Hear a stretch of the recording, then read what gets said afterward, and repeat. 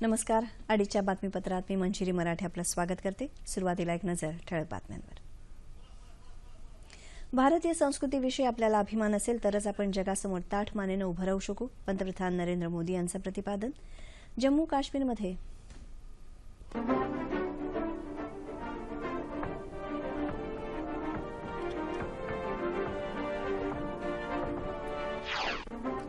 जम्मू काश्मीरमध्ये दहशतवाद्यांबरोबरची चकमक अद्यापही सुरूच. लष्कराचे 2 कॅप्टन आणि 3 जवान शहीद.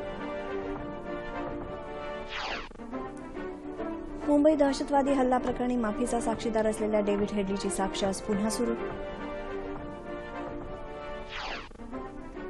जेएनयू वेमुला आत्महत्या प्रकरणासह सर्व मुद्द्यांवर संसदेच्या आगामी अधिवेशनात चर्चा करण्याची केंद्र सरकारची तयारी.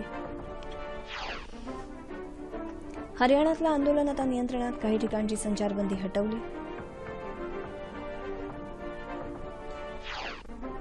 आदर्श घोटाळा प्रकरणी माजी मुख्यमंत्री अशोक चव्हाण यांची चौकशी सीबीआय न्यायालयानं 20 एप्रिलपर्यंत पुढे ढकलली. आणि सिरियामध्ये 2 शहरात झालेल्या शक्तिशाली साखळी बॉम्बस्फोटात 140 जण ठार. आता सविस्तर वृत्त. राष्ट्रनिर्मितीचं स्वप्न साकारणारे विद्यार्थी बनारस हिंदू विश्वविद्यालयानं घडवले आहेत असे गौरवोद्गार पंतप्रधान नरेंद्र मोदी यांनी काढले. बनारस हिंदू विद्यापीठाच्या दीक्षांत समारंभात ते आज बोलत होते. पंडित मदन मोहन मालवीय दृष्टीपुरुष होते. उत्तम मूल्य जोपासणाऱ्या मानवी समुदायाचं स्वप्न उराशी घेऊन त्यांनी हे विद्यापीठ सुरू केलं. या विद्यापीठानं गेल्या 100 वर्षात अनेक उत्तम व्यक्तिमत्व देशाला दिलेत. मात्र कितीही उच्च पदावर पोहोचले तरी या विद्यार्थ्यांनी आपल्या विद्यापीठाशी जुळलेली नाळ कधी तोडली नाही, हेच या विद्यापीठाचं यश आहे असं पंतप्रधान म्हणाले. भारतीय संस्कृती आणि परंपरेत अनेक अभिमानास्पद गोष्टी आहेत. या संस्कृतीविषयी आपल्याला अभिमान असेल तरच आपण जगासमोर ताठ मानेने उभं राहू शकू. त्यामुळे आपल्या संस्कृतीविषयी गौरव बाळगावा असा सल्ला पंतप्रधानांनी दिला. दीक्षांत समारंभ हा शिक्षांत समारंभ होऊ नये असं सांगत आपल्यातला विद्यार्थी कधीच संपू देऊ नका. उलट पठडीचं शिक्षण संपल्यानंतरच आयुष्याची शाळा सुरू होते. त्यासाठी संशोधन वृत्तीची आणि शिक्षणाची कवाडं सदैव खुली ठेवा असंही पंतप्रधान म्हणाले. या कार्यक्रमात पंतप्रधानांच्या हस्ते विद्यार्थ्यांना पदवी देण्यात आली. केंद्रीय मनुष्यबळ विकास मंत्री स्मृती इराणीही यावेळी उपस्थित होत्या.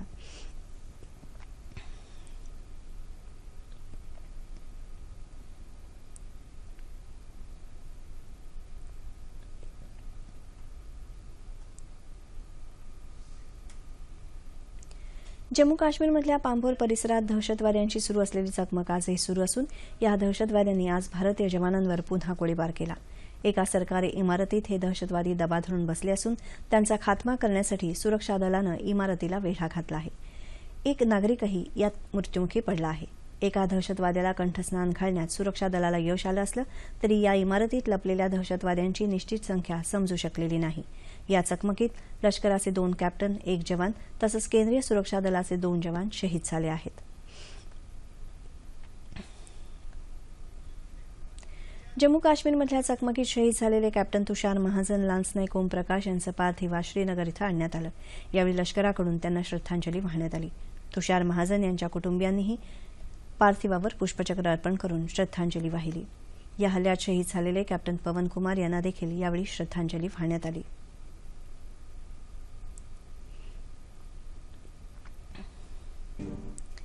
जेएनयू विद्यापीठ परिसरात देशविरोधी घोषणा दिल्याप्रकरणी आरोपी असलेले 5 विद्यार्थी आज सकाळी विद्यापीठात परतले. आपल्या विरोधात चुकीचे आरोप लावण्यात आले असून आपण कुठलाही गुन्हा केला नसल्याचा दावा या विद्यार्थ्यांनी केला आहे. या परिसराबाहेर सध्या पोलीस तैनात असून त्यांना केव्हाही अटक होण्याची शक्यता आहे.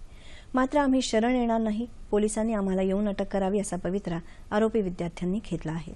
9 फेब्रुवारीला विद्यापीठ परिसरात दहशतवादी अफजल गुरू, मकबूल भट्ट यांच्या समर्थनार्थ आणि देशविरोधी घोषणा दिल्याचा आरोप या विद्यार्थ्यांवर आहे. याच आरोपाखाली विद्यार्थी संघटनेचा अध्यक्ष कन्हैया कुमारला अटक करण्यात आली आहे. या प्रकरणाच्या चौकशीत आम्ही सहकार्य करू अशी माहिती विद्यार्थी आशुतोष कुमारनं दिली आहे.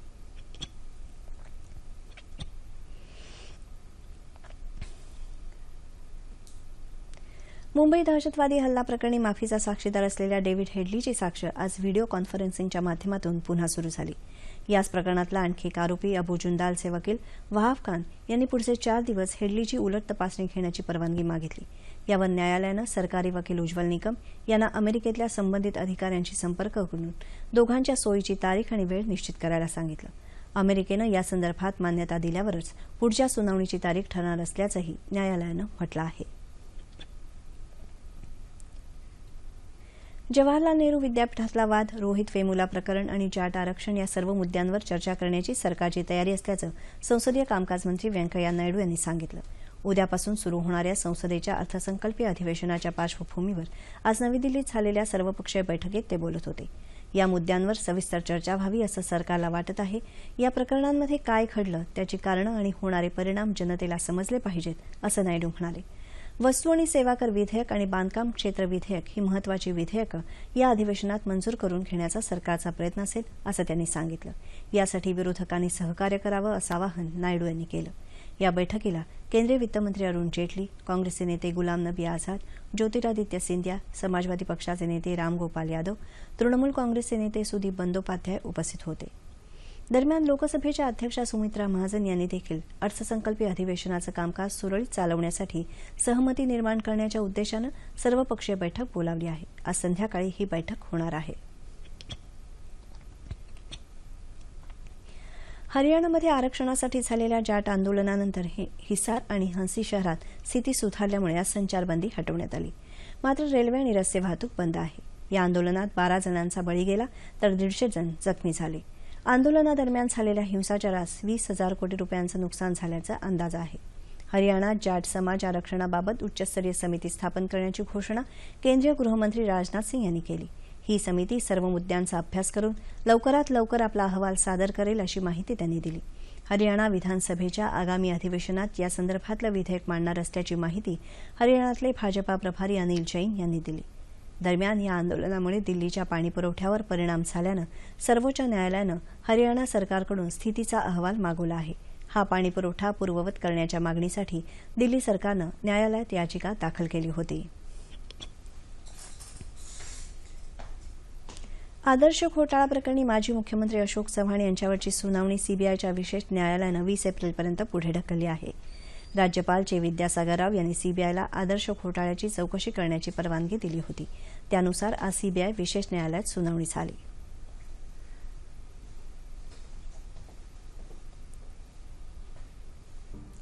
सिरियामधल्या होम्स आणि दमास्कस या 2 शहरात झालेल्या शक्तिशाली साखळी बॉम्बस्फोटात किमान 140 जण ठार झाले. दमास्कसमध्ये 4 ठिकाणी झालेल्या स्फोटांमध्ये 83 जण ठार झाले. त्यापूर्वी होम्स शहरात 2 ठिकाणी कार बॉम्बच्या स्फोटात 57 जणांचा बळी गेला. या दोन्ही शहरातल्या स्फोटांची जबाबदारी इसिस या दहशतवादी संघटनेनं स्वीकारली आहे. दरम्यान सिरियामध्ये अंशतः युद्धबंदी संदर्भात रशियासोबत तात्पुरता करार करण्यात आल्याची माहिती अमेरिकेचे गृहमंत्री जॉन केरी यांनी दिली आहे.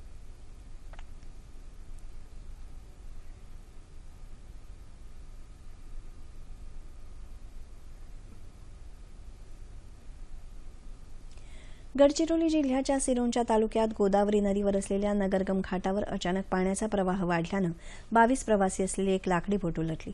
या बोटीतल्या 19 प्रवाशांना वाचवण्यात स्थानिक गावकऱ्यांना यश आलं असून 3 प्रवासी नदीत बुडाल्याची शक्यता वर्तवली जात आहे. तालुका प्रशासन आणि स्थानिक लोक बेपत्ता प्रवाशांचा अद्याप शोध घेत आहेत.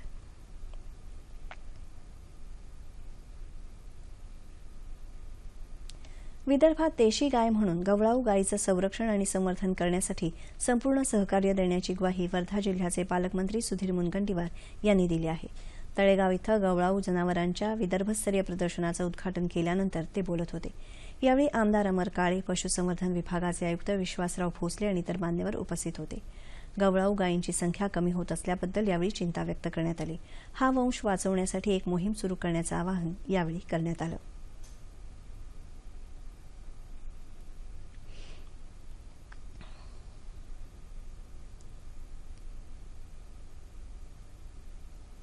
शेतकऱ्यांनी निराश आणि हताश न होता शेती करून अथक परिश्रम घेतले तर चांगलं उत्पन्न मिळाल्याशिवाय राहत नाही. यासाठी गरज आहे ती मेहनत आणि जिद्दीची. हे वाशिम जिल्ह्यातल्या शेतकऱ्यांनं आपल्या मेहनतीतून सिद्ध करून दाखवलं आहे. वाशिम जिल्ह्यात अटकळी इथल्या दिगंबर ठाकरे यांनी आपल्या 2 एकर शेतीमध्ये विशेष प्रयत्न करून संत्र्याची बाग यशस्वीरित्या फुलवली आहे. राष्ट्रीय फलोत्पादन अभियानांतर्गत सेंद्रिय पद्धत आणि 18x18 लागवडीच्या प्रकाराचा वापर करून ठाकरे यांनी ही शेती फुलवली आहे. अगदी कमी पाण्यात योग्य नियोजन करून सेंद्रिय खत आणि कीटकनाशकांचा वापर केल्यामुळे झाडांचा पोत वाढला आणि फळांची संख्याही वाढली. सुरुवातीपासून सेंद्रिय शेतीवरच केलेलं आहे आपण. शेणखत, लिंबोळी पेंड आणि लेंडीचं खत, फवारणीसुद्धा आपण याची सेंद्रिय केलेली आहे. आपल्या लिंबोळी अर्क असेच जे समजा निघलेले नवीन नवीन प्रोडक्टसुद्धा आहेत लिंबोळी सारखेच, तर त्याच्यापासून आपल्याला चांगलं उत्पन्न मिळालेलं आहे आणि सुरुवातीपासून झाडाची पोतसुद्धा चांगली लागली आहे. संत्र्याच्या बागेत कांदा, लसूण, बटाटा, भाजीपाला अशी आंतरपीक लागवड करून 3 लाख रुपये उत्पन्नही या शेतकऱ्यानं मिळवलं आहे.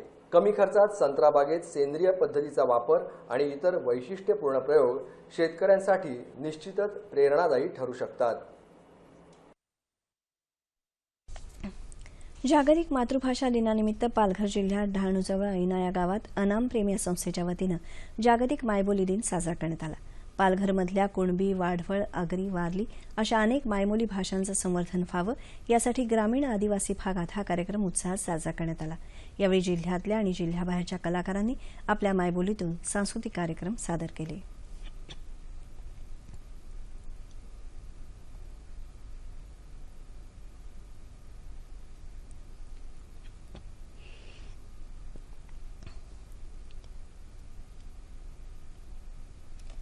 न्यायमूर्ती BN देशमुख यांनी त्यांच्या वकिली व्यवसायात आणि न्यायाधीश म्हणून काम करत असताना निर्माण केलेले मापदंड पुढच्या पिढीसाठी निश्चितच मार्गदर्शक ठरतील असे गौरवोद्गार विधानसभेचे अध्यक्ष हरिभाऊ बागडे यांनी काढले.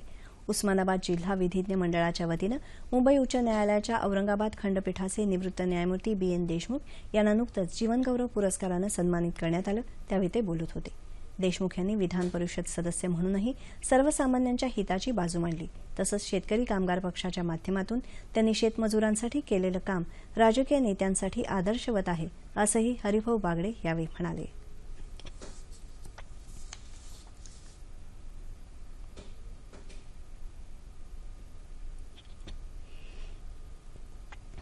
महाराष्ट्र जीवन प्राधिकरण पदविका मंचाच्या वतीनं कोल्हापुरात एका मेळाव्याचं आयोजन करण्यात आलं. पाटबंधारे विभागाच्या कनिष्ठ अभियंता संघटनेचे राज्याध्यक्ष एमान नालंग आणि संघटनेचे सरचिटणीस उमेश मुडबिद्रीकर यांनी या मेळाव्याला मार्गदर्शन केलं. या मेळाव्यात पदविकाधारक अभियंत्यांच्या विविध मागण्यांचे ठराव करण्यात आले. जीवन प्राधिकरणाच्या कर्मचाऱ्यांना मिळणारं वेतन आणि भत्त्याची जबाबदारी राज्य शासनानं स्वीकारावी, पदोन्नती, निवृत्तीवेतन आदी प्रश्न तातडीनं सोडवावेत अशा मागण्या यावेळी करण्यात आल्या. या मागण्या पूर्ण न झाल्यास राज्यव्यापी आंदोलन करण्याचा इशारा नालंग यांनी यावेळी दिला.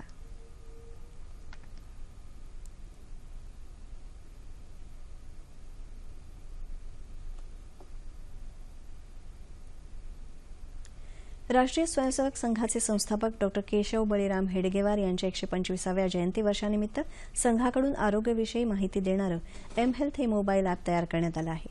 मुंबईत या अॅपचं खासदार पूनम महाजन यांच्या हस्ते उद्घाटन झालं. 5,000 रक्तदात्यांची यादी या अॅपमध्ये उपलब्ध असून आरोग्यविषयक इतर माहितीही या अॅपमध्ये मिळणार आहे.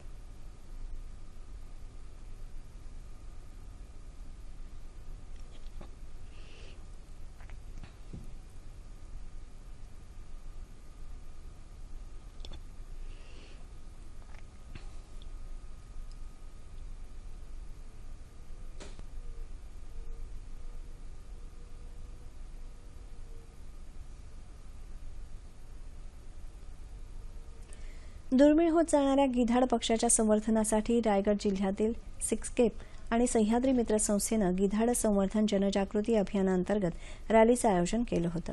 महाड ते वडघर इथले साने गुरुजी राष्ट्रीय स्मारक अशा 35 किलोमीटरच्या या रॅलीत शाळकरी मुलं सहभागी झाली होती. यावेळी गिधाड संवर्धनाविषयी जनजागृती, पर्यावरण रक्षणाचे संदेश आणि भित्तीपत्रकं वाटण्यात आली. सिस्केप संघटनेचे अध्यक्ष प्रेमसागर मेस्त्री यांनी या मोहिमेविषयी माहिती दिली.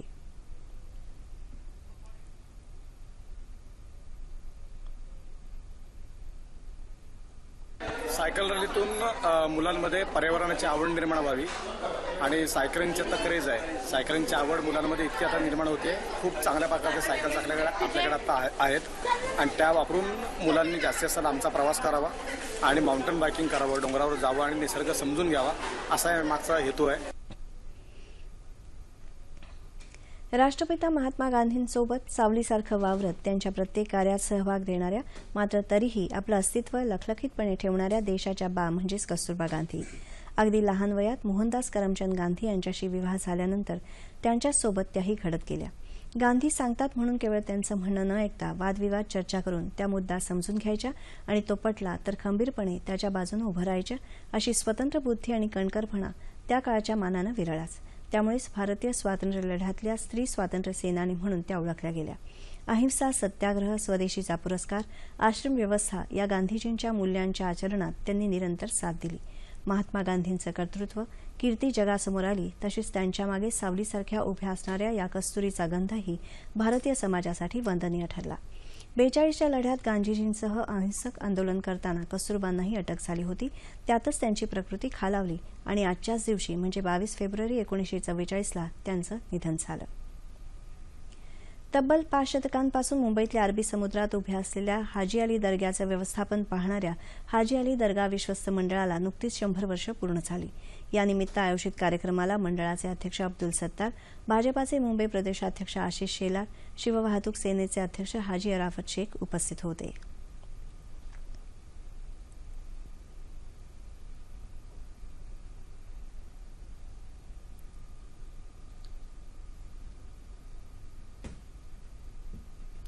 दोहा इथं सुरू असलेल्या आशियाई इंडोर अॅथलेटिक्स अजिंक्यपद स्पर्धेत भारताच्या रणजित महेश्वरीनं रौप्य पदक मिळवलं.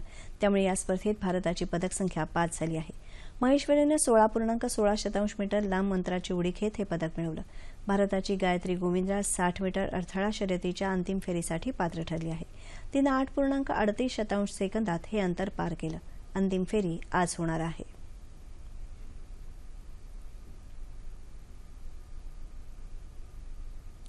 छत्रपती शिवाजी महाराज यांचे पुतळे उभारण्यापेक्षा राज्यातले गड किल्ले वाचवा हीच महाराजांची खरी स्मारकं आहेत, असं महाराष्ट्र नवनिर्माण सेनेचे अध्यक्ष राज ठाकरे यांनी म्हटलं आहे.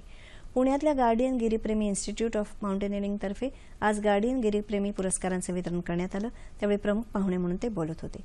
शिवशाहीर बाबासाहेब पुरंदरे आणि ज्येष्ठ गिर्यारोहक N.K. महाजन यांना यावेळी ठाकरे यांच्या हस्ते जीवन गौरव पुरस्कारानं सन्मानित करण्यात आलं. शाल, श्रीफळ, मानपत्र, सन्मानचिन्ह आणि 25,000 रुपये रोख असं या पुरस्काराचं स्वरूप आहे. ठाकरे यांनी यावेळी पुरंदरे यांच्या आठवणी जागवल्या. इंडियन सोसायटी ऑफ अॅनेस्थेसिओलॉजिस्ट कोल्हापूर शाखेच्या वतीनं आयोजित करण्यात आलेल्या परिषदेदरम्यान कोल्हापूरमध्ये चर्चासत्र घेण्यात आलं. वेदनारहित प्रसूती, अपघातग्रस्ताला इजा झाल्यानंतर होणारा रक्तस्राव थांबवणं, अपघातातील रक्तस्रावामुळे होणारं मृत्यूचं प्रमाण कमी करणं आदी विषयांबाबत या चर्चासत्रात विचारमंथन झालं. दक्षिण महाराष्ट्र, कोकण, उत्तर कर्नाटकातील अनेक ज्येष्ठ भूलतज्ञ या परिषदेला उपस्थित होते. भूलतज्ञ डॉक्टरांनी दक्ष राहून योग्य वेळी उपाययोजना केल्या पाहिजेत असे विचार यावेळी अनेक भूलतज्ञांनी मांडले. या 2 दिवसीय परिषदेचा आज समारोप झाला. हवामान. येत्या 24 तासात संपूर्ण राज्यातलं हवामान प्रामुख्यानं कोरडं राहील असा अंदाज हवामान विभागानं वर्तवला आहे. ठळक बातम्या पुन्हा एकदा. भारतीय संस्कृतीविषयी आपल्याला अभिमान असेल तरच आपण जगासमोर ताठ मानेनं उभं राहू शकू, पंतप्रधान नरेंद्र मोदी यांचं प्रतिपादन. जम्मू काश्मीरमध्ये दहशतवाद्यांबरोबरची चकमक अद्यापही सुरूच, लष्कराचे 2 कॅप्टन आणि 3 जवान शहीद. मुंबई दहशतवादी हल्ला प्रकरणी माफीचा साक्षीदार असलेल्या डेव्हिड हेडलीची साक्ष आज पुन्हा सुरू. JNU वेमुला आत्महत्या प्रकरणासह सर्व मुद्द्यांवर संसदेच्या आगामी अधिवेशनात चर्चा करण्याची केंद्र सरकारची तयारी. हरियाणातलं आंदोलन आता नियंत्रणात, काही ठिकाणची संचारबंदी हटवली.